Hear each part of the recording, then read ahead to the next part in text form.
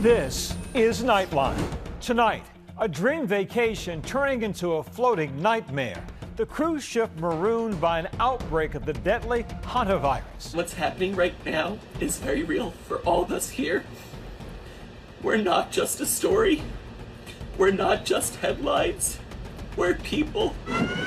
At least 3 dead. Authorities now working to stop the spread and track down passengers who've already left the ship, including to the U.S. We do know on board that there has been some close contact between individuals where we believe the virus is transmitted. And the looming question, could this become the next pandemic?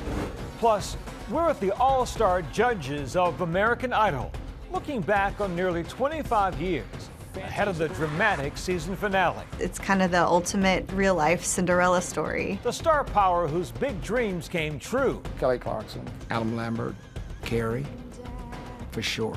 I mean, that's just stupid talent. You're here because you think you're the next American Idol. Yes, I do. And the one who got away. She's become the youngest female EGOT winner ever. From ABC News headquarters in New York, this is Nightline. Good evening. Thank you for joining us. Tonight, nearly 150 passengers hanging in the balance, trapped on a cruise ship with the deadly virus. The urgent search to track down passengers who've already left the ship as authorities work to stop the spread. Could any of them be in the U.S.? Here's ABC's Maggie Ruley.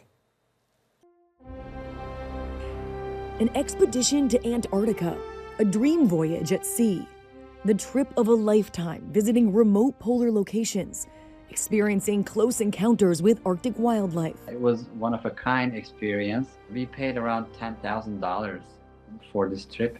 This video, shot by a passenger on a previous cruise, showing the inside of the MV Hondius, including a cabin room and a common area. But that dream now turning into a nightmare after an outbreak of the rare and deadly Hantavirus.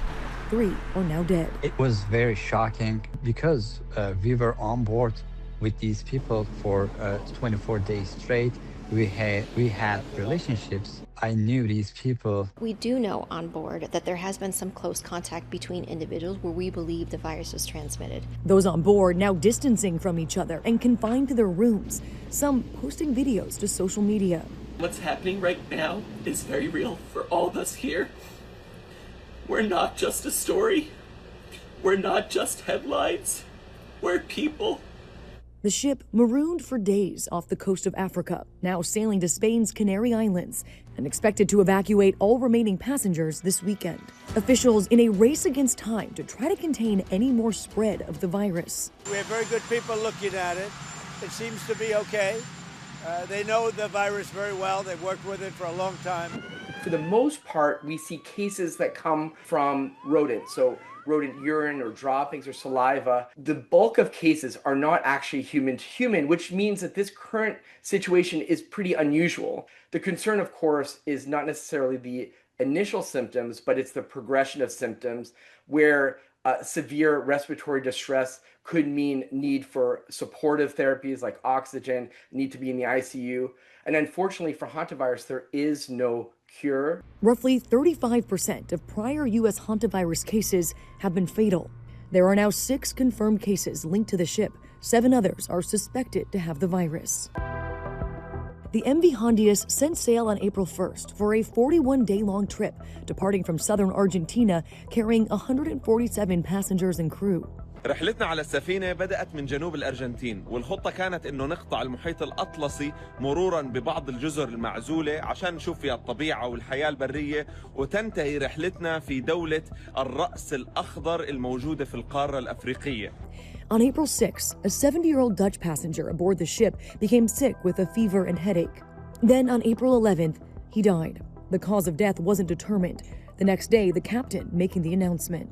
This is my sad duty to inform you that one of our passengers sadly passed away last night. Tragic as it is, it was due to natural causes, we believe, and also whatever health issues he was struggling with, I'm told by the doctor were not infectious. So the ship is safe when it comes to this. Passenger Ruhi Chenet took that video.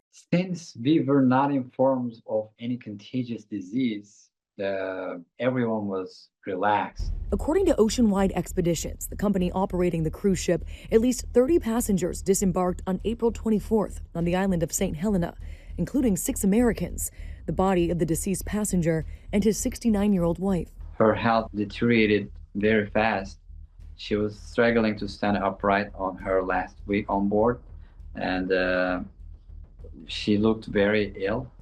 We thought it was because she was having a very deep grief. Everyone was trying to support her socially, giving her hugs, talking to her at every meal, and that's when it got really dangerous. The next day, the wife became sicker during a flight to Johannesburg, South Africa. She attempted to board another flight to the Netherlands, but was removed. She died at a Johannesburg hospital on April 26. After she passed away, even though I'm not on board anymore, I heard from the passengers that they are now in isolation, and they're wearing masks. They're not having meal times altogether, so they are in their cabin. But these kind of cautions are taking place, but they are late.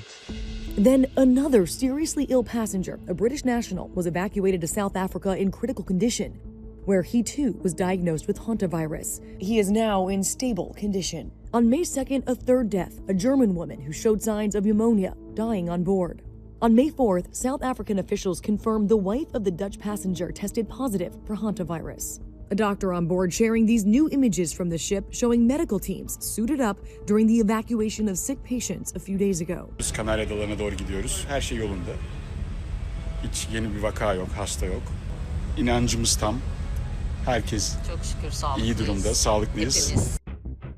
At least 7 American passengers who left the ship at some point after the April 1st sail date are being monitored across 5 states: California, Arizona, Texas, Virginia, and Georgia. So far, none have shown any symptoms. And now 2 more in New Jersey who may have come into contact with an infected ship passenger. There is actually a long incubation period for hantavirus. It actually could be between a week to 8 weeks. Now, the flip side here is that most of the time transmission is occurring when you're symptomatic, and that's really important. So harder to transmit this infection when you're asymptomatic and not showing symptoms. Having hantavirus was definitely one of the scariest experiences in my life. Jordan Herbst knows firsthand the horrors of hantavirus. The California native was only 14 years old when he contracted it, he believes from deer mice near his home. I started feeling just like fever, flu symptoms initially. Maybe 2 days into me having a pretty high fever, my mom started to notice that I was having trouble breathing.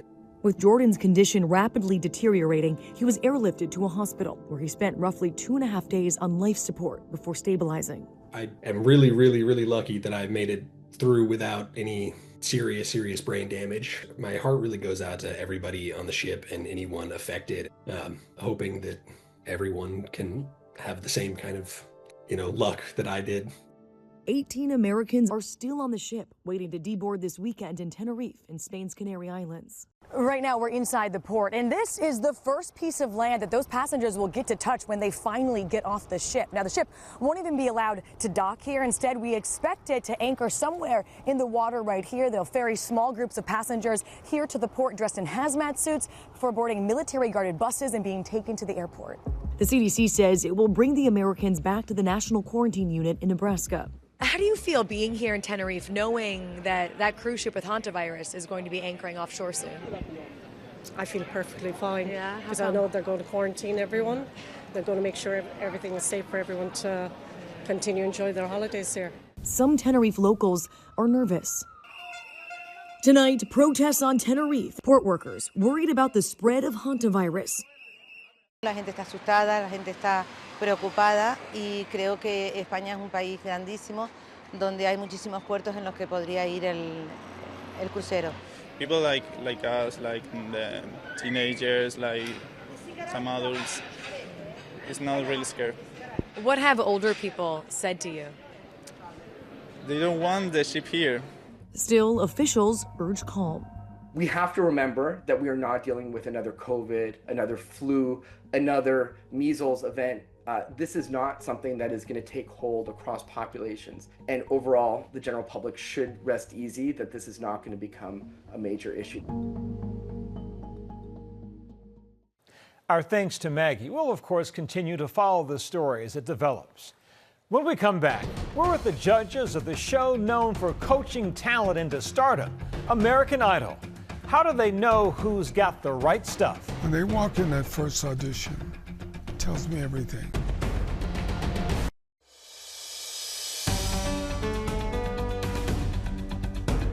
Welcome back. American Idol has made so many dreams come true by finding singers with huge talent, charisma, and presence who seem to come alive when they hit the stage. Equally gifted, the panel of judges tasked with finding these diamonds in the rough and coaching them to stardom. Here's American Idol host Ryan Seacrest. American Idol is the ultimate real-life Cinderella story. The winner of American Idol 2002 is Kelly Clarkson. Ruben Studdard. Fantasia Barrino. I remember telling my mom, like, I want to do that. I want to sing on stage and make people feel something. It's the singing competition that redefined the music industry. This is American Idol.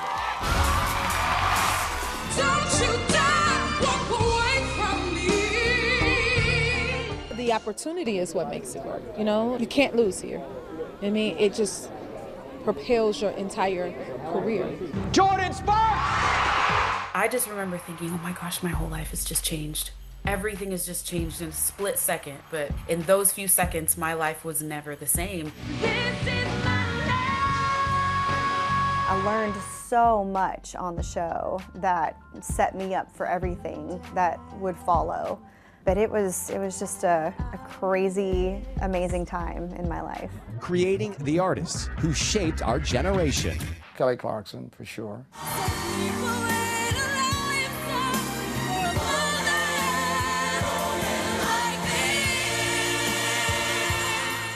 Adam Lambert, Carrie, for sure. I mean, that's just stupid talent. Willie and Jamal, Jennifer Hudson. We do search the country for people who have not had a chance to come out to Hollywood or LA to audition for something, but they've always dreamt of doing it. We're not looking for singers. We're looking for stylists. We're looking for people who stand out. Amazing singers are coming out of karaoke. This is not that. We're looking for careers. A legacy cemented in pop culture.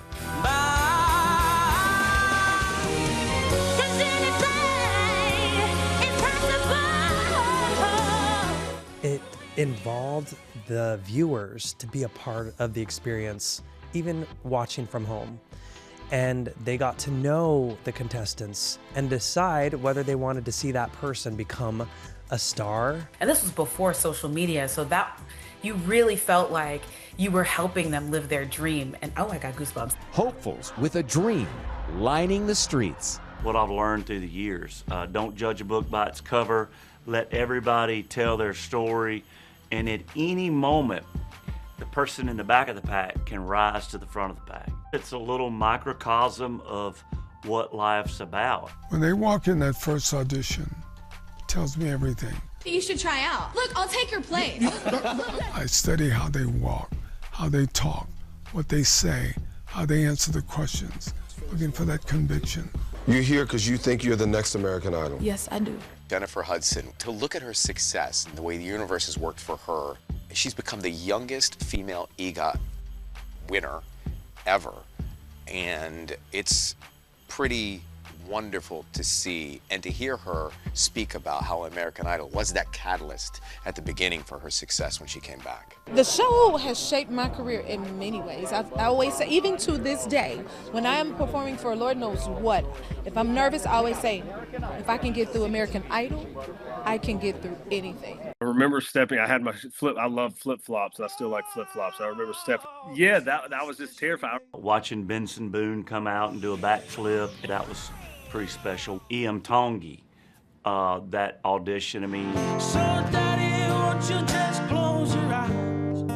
Don't be afraid. It's my turn. I don't think I was prepared to get this emotional watching the show. It's just so amazing to discover that diamond in the rough. to secure the hottest golden ticket to Hollywood. I'm gonna There's a reason why Idol's been around for 24 years. It's because it's about the kids, the stories that we can relate to. You fall in love, man. You know, and I didn't realize that that was going to be the case, where those kids become our kids. And our job now is to make them stronger than they were before they walked in. Idol made me see that I could do it, I could believe in my dreams, and that I did have a good voice. Whitney told me to never compare myself to anybody else and to stand 10 toes down and do what I do. And so those two moments really, really shaped me. And the impact returning home to the Idol stage. I remember going, oh my God, Carrie, on stage, and like to see the beauty of people actually living their dream. It's incredible. I do not take my role in American Idol lightly. I think it is people's lives, it's their hopes, it's their dreams. You know, they quit their jobs, they're away from their families, and they're chasing their dreams. So I'm the one, when we're in deliberations, that like wants to talk about everybody. I promise you. As your 24th American Idol is about to get crowned. And it gets stronger every day. It's definitely one of the greatest springboards that you could ever have. I get proud. There's nothing I love more than being around talent. It feeds my soul. There's pedigree in American Idol. There's history, heritage in the show, and it's pivoted with the times. And I think that's the beauty of the history and the legend that is American Idol. Our thanks to Ryan. And of course, tune in right here on ABC for the season 24 finale of American Idol on Monday at 8 p.m. and streaming on Hulu. When we come back, a milestone birthday for renowned BBC wildlife presenter David Attenborough, who has opened the world's eyes to wondrous scenes we never would have witnessed without him. These crabs seem to be afraid of the water.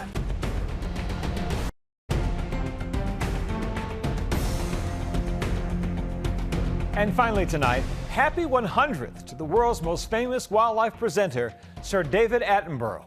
It's tonight's Nightline.